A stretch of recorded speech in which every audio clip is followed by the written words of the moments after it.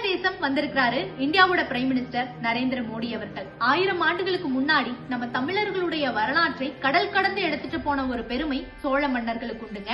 இன்றைய காலகட்டங்கள்ல நம்ம தமிழர்களுடைய தமிழ் மொழி, நம்மளுடைய பண்பாட்டை உலக அரங்குகளில் நிலைநாட்டக்கூடிய ஒரு பெருமை நம்ம இந்தியாவோட பிரைம் மினிஸ்டர் நரேந்திர மோடி அவர்களை சேரும். அது கண்டிப்பா யாராலும் மறுக்க முடியாதுங்க. நான் ஒரு சில விஷயங்களை சொல்றேன். செங்கோல் அப்படிங்கிறது தமிழ் மன்னர்களுடைய அந்த ஆட்சி மரபை குறிக்கக்கூடிய ஒரு முக்கியமான ஒரு அம்சம்.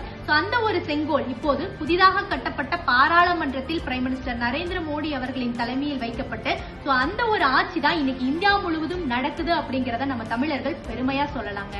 CAPF அப்படிங்கிற மத்திய அரசுடைய தேர்வை தமிழில் எழுதலாம் அப்படின்னு ஒரு அட்டவணை திருத்தம் கொண்டு வந்தவர் நம்ம பிரைம் மினிஸ்டருங்க.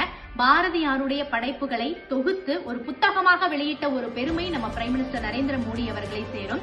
மாமல்லபுர சிற்பங்கள் அப்படிங்கிறது நம்ம தமிழர்களுடைய மிகப்பெரிய ஒரு சொத்துங்க. அதை உலகத்தில் இருக்கிற முக்கிய தலைவர்களை அழைத்து வந்து காட்டிய ஒரு பெருமை நம்ம பிரைம் மினிஸ்டர் நரேந்திர மோடி அவர்களை சேரும். மேலும் பப்புவா நியூகினியா நாட்டுல நம்ம தமிழ் திருக்குறளை அவங்க தாய்மொழியில மொழிபெயர்த்திருக்காங்க.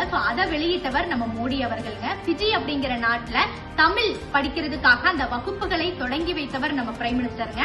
ஐநா சபையில நம்ம தமிழ் கவிஞர் கணியன் பூங்குன்றனின் யாதும் ஊரே யாவரும் கேளீர் அப்படிங்கிற அந்த ஒரு வாக்கியத்தை ஒலிக்க விட்டவரும் நம்ம பிரைம் மினிஸ்டர் நரேந்திர மோடி அவர்களுங்க. சமீபத்துல இலங்கையோட உயரிய விருது நம்ம பிரைம் மினிஸ்டர் நரேந்திர மோடி அவர்களுக்கு வழங்கப்பட்டுச்சுங்க. அப்ப இலங்கை அதிபருக்கு நன்றி சொல்லும் பொழுது திருக்குறளை உதாரணமாக நம்ம பிரைம் மினிஸ்டர் நரேந்திர மோடி அவர்கள் சொன்னதை நம்ம எல்லாராலும் பார்க்க முடிஞ்சது.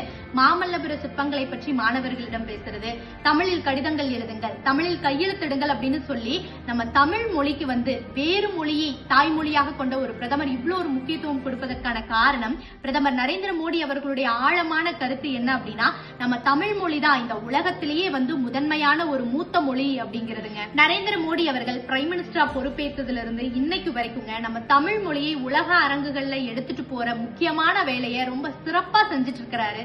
அதை யாராலும் மறுக்க முடியாதுங்க.